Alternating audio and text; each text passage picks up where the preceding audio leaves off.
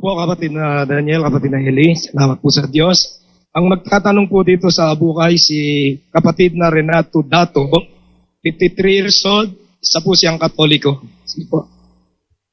Gusto ko lang pong tanong, ito po, ang plano po ba ng Panginoong Diyos ay malaman ng lahat ng tao ang tunay na ebanghelyo ng Panginoong Jesucristo? At bakit marami po ang naging reliyon sa ating bansa na gayong nagkaroon lang po ng pagkawatak-watak dahil sa marami nilang kaalaman tungkol po sa ebanghelyo? At hindi ba niya pwedeng alisin po ang kasalanan dito sa ating sanlibutan at linisin ang ating kaisipan? Yun lang po. Alam mo kapatid, pwede namang ang Diyos mamilit eh. Kung gusto niyang mamilit, pwede kanyang pilitin. Kaya lang hindi namimilit ang Diyos eh. Binigyan niya tayo ng free will o tinatawag nating freedom to choose for ourselves. Yun ang dahilan kung bakit ang tao kung minsan ay gumagawa ng mga iba't ibang kasalanan dahil meron siyang free will, meron siyang kalayaan, pinili niyang gamitin yung kanyang kalayaan na gumawa siya ng kasalanan. Basahin natin ang 8:11 ng Ecclesiastes. Sapagkat ang hatol laban sa masamang gawa ay hindi isinasagawa agad. Kaya't ang puso ng mga anak ng mga tao ay lubos na nangalalagak sa paggawa ng kasamaan. Palibasa, hindi agad nagpaparusa ang Diyos. Ang mga tao naman, lubos na nalalagak sa paggawa ng kasamaan. Hindi naman kasi, halimbawa, nangalo niya ka, hindi naman agad paparusahan ka agad eh. Ha? Kung halimbawa, lahat ng mga ngalo niya magkakadikit, di na magkakahiwalay, matatakot na taong mangalo niya eh. Meron akong alam sa PGH nung araw, yung palang babae, meron tinatawag na intrauterine device. Yung intrauterine device, nagpipigil yon para ang babae ay huwag mabuntis. Ngayon, nagsiping yung mag-asawa. Abay, nawala sa lugar yung IUD, intrauterine device. Nawala yung sa lugar. Naipit yung pag-aari ng lalaki doon sa loob ng intrauterine device. Hindi maalis ngayon. Nasasaktan yung babae, nasasaktan din siya. Dinala isinugod sa PGH eh. Nahihiya sila, wala silang magagawa. Kasi hindi maalis yung, para bang yung asong, di ba nakikita yung mga aso sa walang mali siya, no? Yung mga asong nag-aasawahan sa kalye, kahit buhusan mo ng tubig, pagka nakapasok, hindi maialis ng aso eh. Dahil may pumipigil. Ang ibig kong sabihin, kapatid, kung lahat ng mga ngalo niya, maiipit na yung lalaki, hindi na makakaalis doon, baka matakot ang taong mangalo niya eh. O sumiping sa mga patutot o magtaksil sa asawa. Kaya sabi ng banal na kasulatan, sapagkat yung hatol laban sa masamang gawa, hindi agad isinasagawa, ang mga tao naman lubos na nalalagak sa paggawa ng kasamaan. Kaya kung sasabihin mo sa akin, hindi ba pwedeng alisin ng Diyos dito sa lupa ang kasalanan at linisin ang ating kaisipan? Di yun kung sasapilitan tayo ng Diyos. Kaya lang hindi nga namimilit ang Diyos. Gusto niya, sumunod tayo sa Kanya ng kusa. Maligaya ang Diyos na sa kalayaan mo, mas piliin mo yung pagsunod sa Kanya. 1:19 ng Isaias, pakinggan mo. Kung kayo'y magkusa at mangagmasunurin, kayo'y magsisikain ng buti ng lupain. Para maintindihan mo kapatid, ang magulang, pwede mong puwersahin ng anak mo Tama? Hulin mo yun. Ganon. O, bumili ka nun. Pwede mo, anak mo yun Lalo na kung may dala kang baston. Takot lang nung anak mo. Diba? Pero halimbawa, yung anak mo, 10 taon, pumunta sa tindahan, naalala yung tatay niya. ibinili ng hopya. Pagbalik sa'yo, tatay, binili kita ng hopya. Hindi ba napakasarap na maramdaman mo, no? Na hindi mo naman pinipilit yung anak mo, hindi mo naman inutusan, ibinili ka ng hopya. Kusa niya.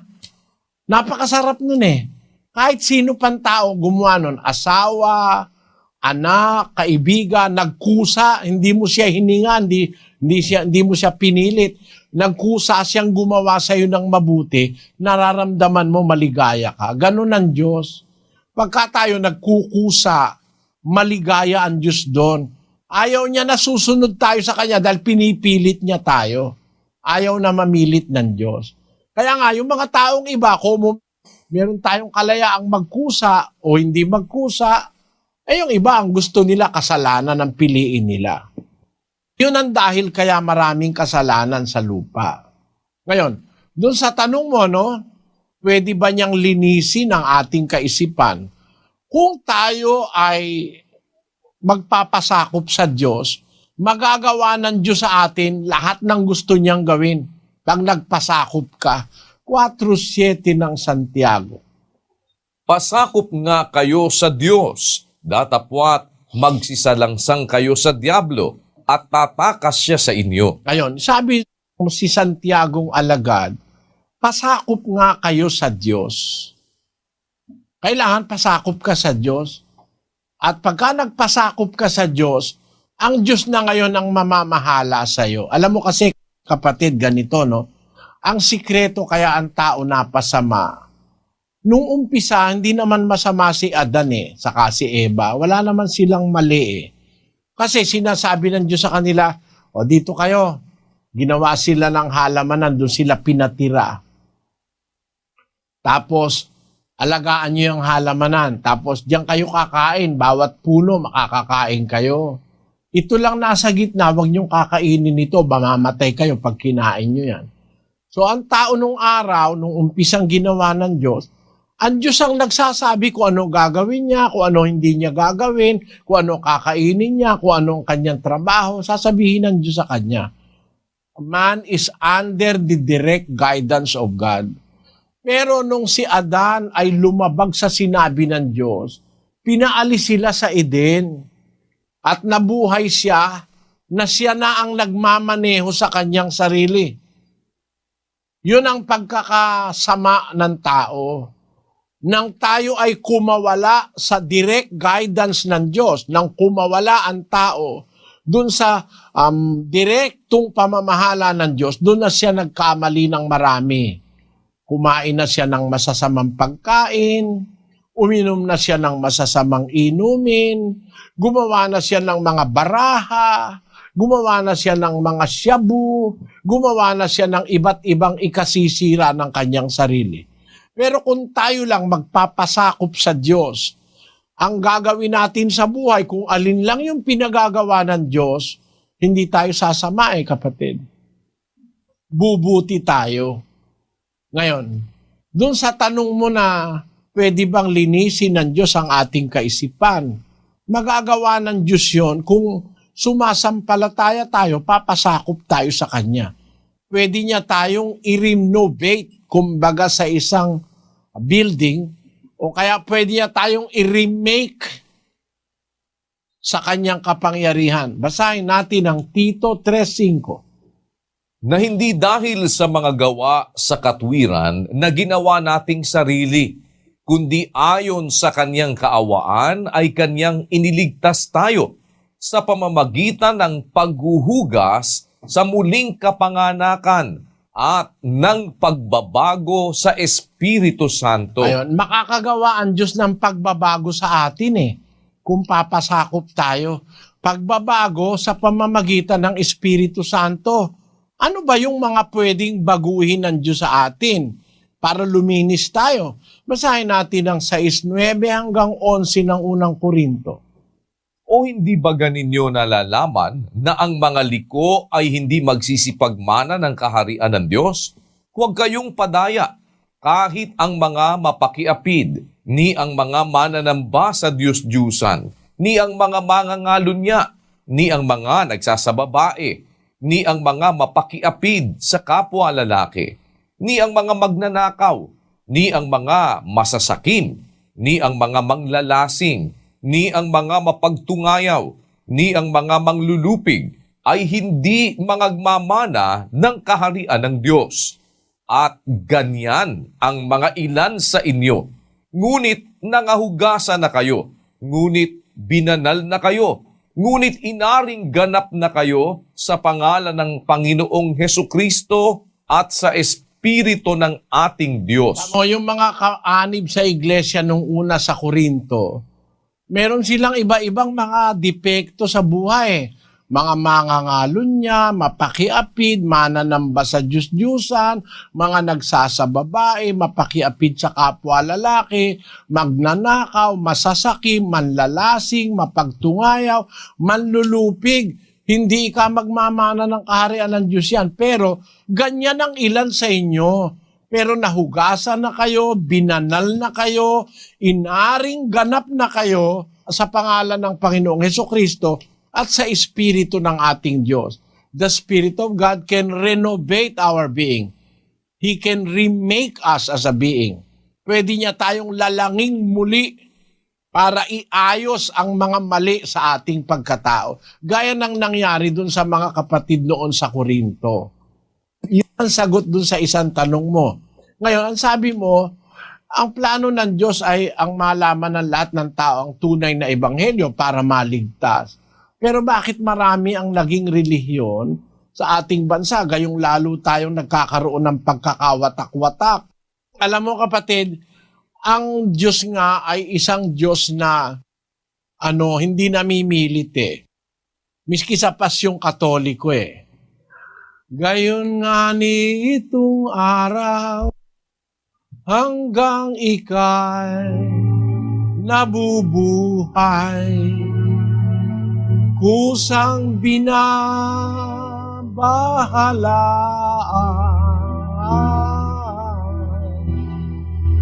mili ng anumang bagay, magaling o masama man,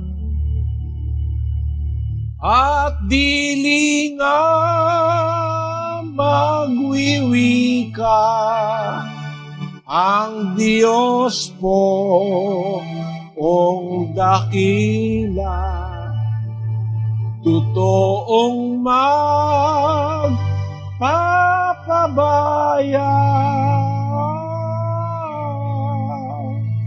matuwid ka matmalis siya, ay araw mo palibhasa. Subalit kapag nalagot, hiningang loob ang marupok ng katawan mong mainom. Ang araw mo'y matatapos, ang iiral ay ang sa Diyos. Ayun. Habang nabubuhay ka, masusunod mo, gusto mo. Pero pag nalagot na yung hiningang lubang marupok, ang araw mo matatapos. Iiral naman yung sa Diyos. Kaya hanggang buhay tayo, meron tayong kalayaan pumili ng masama't mabuti. Matuwid ka matmalis siya, araw mo palibhasa, sabi ng pasyon.